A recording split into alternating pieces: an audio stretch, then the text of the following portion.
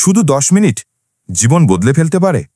আমরা যখন একটা জায়গা থেকে আরেক জায়গায় যাই তখন অনেক সময় দুটো পথ থাকে, একটা ঘুরপথ আর একটা এক্সপ্রেস লেন। আর বাস্তব জীবনেও আমরা সবসময় চাই এক্সপ্রেস লেনেই যেতে, শর্টকাটে কাজ শেষ করতে, সময় নষ্ট না করতে। প্রোক্রাস্টিনেশন আমাদের সবচেয়ে বড় শত্রু। আর যদি এমন কিছু পেয়ে যেতাম যা আমাদের সময় নষ্ট করা বন্ধ করতে সাহায্য করত, তাহলে জীবনটা কত সহজ হতো, তাই না? তাহলে প্রশ্ন হলো, সেই এক জিনিসটা কি? কোনো প্রোডাক্টিভিটি হ্যাক, কোনো অ্যাপ, নাকি হেডফোন দিয়ে সব আওয়াজ বন্ধ করে কাজ করাই সমাধান? না, আসলে উত্তরটা অনেক বেশি সহজ। উত্তরটা হলো মাত্র 10 মিনিট। হ্যাঁ, প্রতিদিন শুধু 10 মিনিট। একবার ভেবে দেখুন, দিনে আপনি কত রকমের কাজ করেন। সকালের নাস্তা বানানো, ময়লা ফেলা, একটা মেলের উত্তর দেওয়া, এই ছোট ছোট কাজগুলোই সারাদিনে আমাদের সময়টা গিলে ফেলে।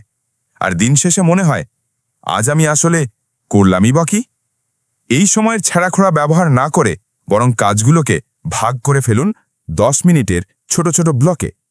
বেস্ট সেলিং লেখক অ্যালেন পিস তার বই দ্য 10 মিনিট রুলে বলেন, যখন আমরা কোনো কাজকে ছোট করে দেখি তখন সেটাতে ফোকাস করা অনেক সহজ হয়।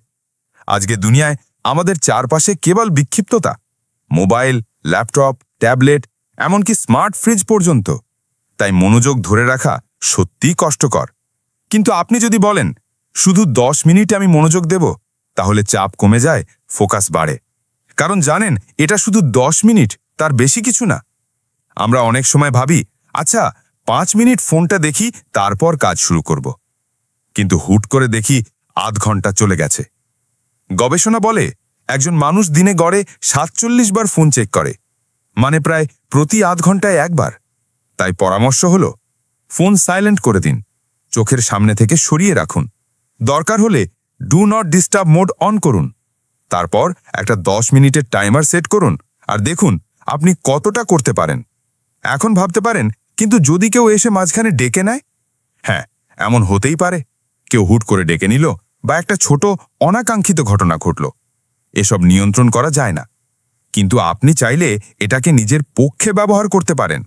একটা স্টিকি নোটের সময়টা আর আপনি ঠিক তখন কি করছিলেন লিখে রাখুন। ব্যবধান কাটিয়ে কাজ শুরু করার সময় সেই স্টিকি নোটটা আপনাকে মনে করিয়ে দেবে, তুমি এখানেই ছিলে, আবার শুরু করো। তবে যদি আপনি ব্লক হয়ে যান, অনেক সময় আমরা কিছু কাজ অনেক দূর পর্যন্ত করে ফেলি, কিন্তু এরপর হঠাৎ থেমে যাই, কিছুতেই এগোতে পারি না। অবসাদ, হতাশা, মনে হয় সময় নষ্ট করছি। এই সময়টা আপনি ব্যবহার করতে পারেন পোমোডোরো টেকনিক। পোমোডোরো টেকনিক মানে 25 মিনিট একটানা কাজ, তারপর 5 মিনিটের বিরতি। 4টে এমন সেশন হয়ে গেলে নিন একটানা 20 থেকে 30 মিনিটের বড় একটা বিরতি। এই নিয়মটা আমাদের শেখায়, ছোট ছোট বিরতিতে কাজ করলে মনোযোগও বাড়ে এবং আপনি দীর্ঘস্থায়ী কাজ করতে সক্ষম হন। 10 মিনিটের নিয়ম আর পোমোডোরো দুটোই বলে, ছোট সময়ের ফোকাস, বড় ফল। এবার ভাবছেন, কিন্তু আমার তো অনেক বড় কাজ আছে, 10 মিনিটে হবে না। হ্যাঁ, ঠিকই ধরেছেন। কিছু কাজ আছে যেগুলো অনেক সময় চায়। একটা থিসিস লেখা, একটা প্রেজেন্টেশনের প্রস্তুতি নেওয়া। এই কাজগুলোর জন্য দরকার পরিকল্পনা। আপনার সময়টাকে ভাগ করে নিন। যেমন 5000 শব্দের একটা প্রজেক্ট লিখতে হলে গবেষণা, আউটলাইন, ড্রাফটিং, এডিটিং, প্রতিটা ধাপে নির্দিষ্ট সময় দিন এবং সেই সময় কোনোভাবেই অন্য কিছুতে বিভ্রান্ত হবেন না। বন্ধুদেরও বলে দিন, এই সময়ে আমি ব্যস্ত। আপনি যদি আপনার সময়ের গায়ে প্রাচীর তোলেন, কাজ আপনাকে মুক্তি দেবে। হ্যাঁ, সবশেষে শুরুটা ছোট থেকে করুন। প্রতিদিন মাত্র 10 মিনিট একটা কাজের জন্য রাখুন, যেটা আপনি অনেকদিন ধরে এড়িয়ে যাচ্ছেন। একটা টাইমার সেট করুন, একটানা কাজ করুন। আর যেদিন এই 10 মিনিটকে আপনি অভ্যাসে পরিণত করবেন, সেদিন আপনি বুঝবেন আপনি কতটা বদলে গেছেন।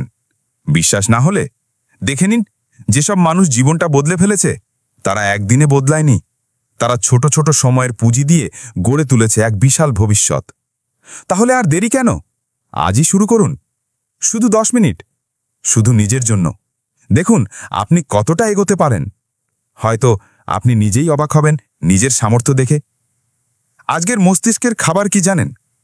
উৎপাদনশীল হবার আসল রহস্য কি? এটা কোনো টোটকা না। উত্তরটা হলো বিরতি নেওয়া। হ্যাঁ, মাঝে মাঝে কাজ থামান, নিজেকে রিফ্রেশ করুন, আরও উদ্যমে ফিরুন কাজে।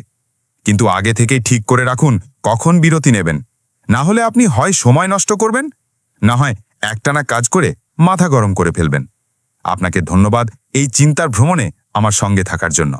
পরের বার আবার দেখা হবে মস্তিষ্কের জগতে আরেকটা নতুন অন্বেষণে।